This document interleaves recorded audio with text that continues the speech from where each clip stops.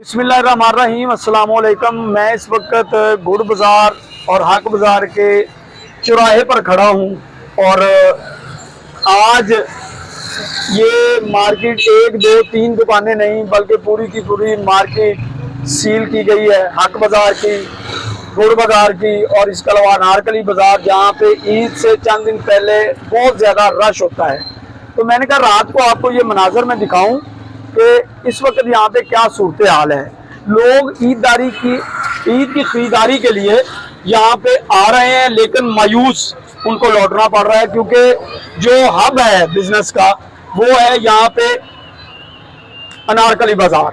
तो अनारकली बाजार भी पूरी तरह बंद है। वहाँ पे कुछ स्टॉल लोगों ने लगाए हुए हैं, वो फट्टे रख के उनके ऊपर सामान रख के बेच रहे हैं।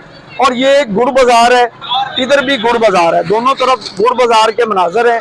यहाँ पे बेशतर दुकानें जो हैं वो सील हैं और इधर की पूरी मार्केट सील है। और अगर हम इस तरफ दिखाते हैं तो यहाँ भी तकरीबन पूरी मार्केट एक दो जो स्टॉल है उनके अलावा पूरी सील है। और अनारकली बाजार भी मुकम्मल तौर पर सील है। और ये बिल्कुल, अगर हम वीनस चौक की तरफ से यहाँ आते हैं तो ये भी सील है। तो यहाँ के ताजरान बहुत ज्यादा परेशान हैं और उनसे ज्यादा परेशान वहाँ पे काम करने वाले लोग हैं, जो हर रोज दिहाड़ी लेके जाते हैं तो उनके घर का चूल्हा जलता है। तो ये तो है इस वक्त का जो मंजरनामा आपके सामने मैंने रखा। अभी मैं आपको ये बता दूं कि इसका दरमियानी हल जब तक नहीं ढूंढा जाता ये मसला कभी भी हल नहीं होगा। मेरे साथ नवीस साहब मौजूद हैं, अब तक न्यूज के, मैं उनसे पूछूंगा आज ये पूरा दिन यहाँ पे रहे हैं और ये अब हमें क्या नई अपडेट देंगे। नवीस साहब, आज डीसी साहब से मीटिंग भी हुई, क्या तय पाया फिर? अस्सलाम वालेकुम जी। मैं ये कहना चाहता हूँ कि आज पूरा हक बाज़ार, अनारकली बाज़ार और गुड़ बाज़ार जो है ना पूरा सील कर दिया गया। जी। लेकिन यहाँ पे जो सील करने की वजह ये थी कि एक्रोचमेंट बहुत ज़्यादा थी। अच्छा, ईद के दिन है, लेकिन मैं ये भी कहना चाह रहा हूँ कि गवर्नमेंट को चाहिए कि कम से कम थोड़ा सा इनको रिलीफ भी दे, ताकि ये अपने बच्चों का जो है अपना रोजगार कमा लेते। लेकिन इसमें एक बात मैं आपको ये भी शेयर कर दूं नबी साहब के, अगर देखा जाए तो यहाँ पे हमारी दुकानदारों की भी बहुत ज्यादा गलतियां हैं। दरमियान में सामान लगवा लेते हैं और दुकानदार जो है जो बिल्कुल ठीक है, ऑनेस्टली जो दुकानदार है वो भी पिस गया। जो आगे अड्डे लगवा के किराया भरता जो ले रहे थे वो भी पिस गया। तो मैं तो यही कहना चाह रहा हूँ गवर्नमेंट के ऊपर, ये जो तजावजात के हवाला से जो प्रेशर किया गया है ये बिल्कुल ठीक है, ये नाजायज नहीं है, ये जायज है। लेकिन इसके साथ साथ दुकानदारों को फेवर मिलनी चाहिए थी रमजान के हवाला से, कि थोड़ी सी फेवर मिल जाती, कोई 10-12 दिन। यही नवीसा मैं बात कह रहा हूँ कि ईद के दिन जो ये 13-14 दिन बाकी रह गए हैं, इसमें रिलीफ मिल जाता, इनको बता दिया जाता कि आप भाई मशरूत तौर पर ये काम कर लें।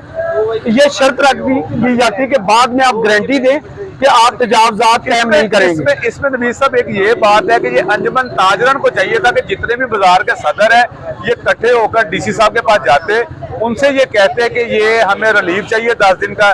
10 दिन के बाद जैसा आपके पॉलिसी के मुताबिक होगा ऑपरेशन, वैसे ही हम इसको कर लेंगे। लेकिन डीसी साहब के पास जाना किसी ने मुनासिब ही नहीं समझा और सब ने अपना क्रोचमेंट शुरू कर दी। तो जैसे ही हमारे अपने ही इधर बाजारों के जो है बंदे तस्वीरें जो खींच के आगे भेज देते हैं और आगे भेज के ये नबी साहब इनको बाद में एक्रोचमेंट यानी खत्म करवाने के लिए कह देते हैं। बिल्कुल, अगर एक बंदे का आज की मेरी एक बात है, आज की एक बात मैं गवाह हूँ इस चीज का कि एक बंदा बल्दिया के अफसर के पास आता है, आज की बात भी सब दूर ही नहीं है, आगे कहता है सर वो दुकान सील ही नहीं की।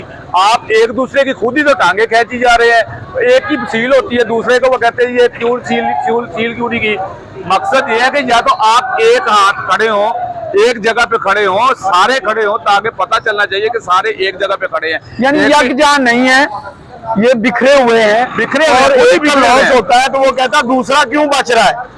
यही बात, रमजान का महीना है, मैं यकीनन आपको करता हूँ, मेरी आंखें ने देखी है और कानों ने सुना है कि वो आके कह रहे हैं बल्दिया ऑफिसर को कि सर मेरी सील हुई है, वो वाली क्यों नहीं सील हुई। यार ये तो बंदे को नहीं होना चाहिए। अच्छा, वैसे एक बात है, नहीं, ये हम तो यही कह रहे हैं कि नवीद साहब मुज़ाकरात अभी किस स्टेज पे पहुंचे हैं? मुज़ाकरात ये है कि इंशाल्लाह ताला कल जो है डीसी साहब से बैठ के सारे बात करेंगे, ताजर वगैरह। आज गए थे हम तकरीबन असर के टाइम एडीसीआर के पास। एडीसीआर साहब ने कहा जी कि डीसी साहब करेंगे जो भी मामला होंगे, तो इंशाल्लाह ताला जो आपकी रिक्वायरमेंट है आप पूरी करें, जो उनकी रिक्वायरमेंट है उनकी पूरी हो।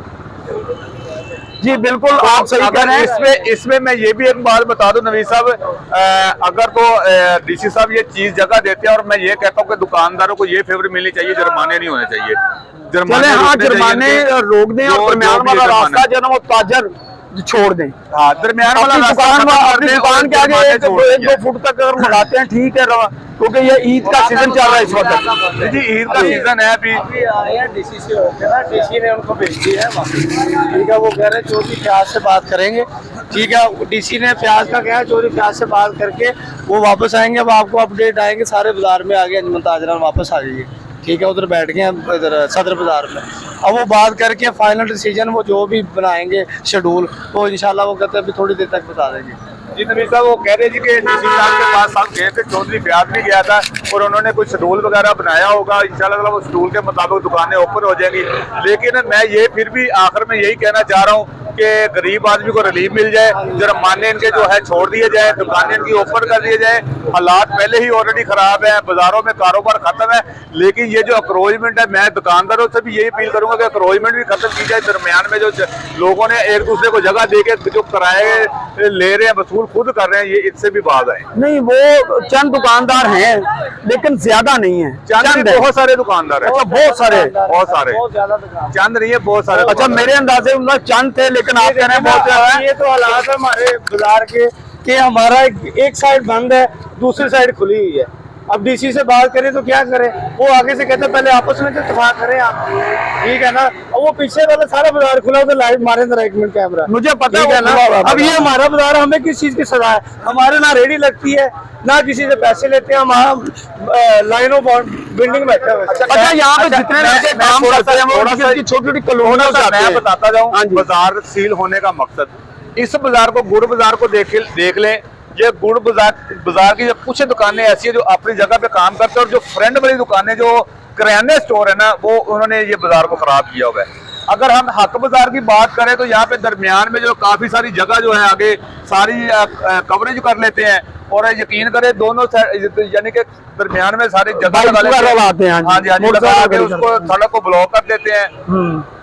तो यानी इसका हल यही है कि ये दरमियानी जगह खाली की जाए, और जो दुकानदार है अगर 1-2 फुट आगे निकल भी आते हैं तो खैर है, उससे कोई फर्क नहीं पड़ेगा। महसूस नहीं होता। अगर 4 फुट तक भी दुकानदार बाहर आ जाएगा ना, अगर दरमियान में जगह नहीं लगेगी तो कोई फर्क नहीं पड़ेगा बाजार को। बाजार में बेशक 2 गाड़ियां फिर गुजार रहे हैं। हमारी डीसी साहब से एक रिक्वेस्ट है कि ये जो बाजार वाले, जो आपकी बात बिल्कुल ठीक है, ये बाजार में दरमियान में जो अड्डे लगते हैं वो ऐसे खत्म होने चाहिए।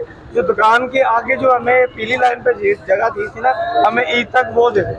ठीक है, फिर हम अपना आराम से हर बंदा गरीब आदमी अपना कारोबार कर सकता है।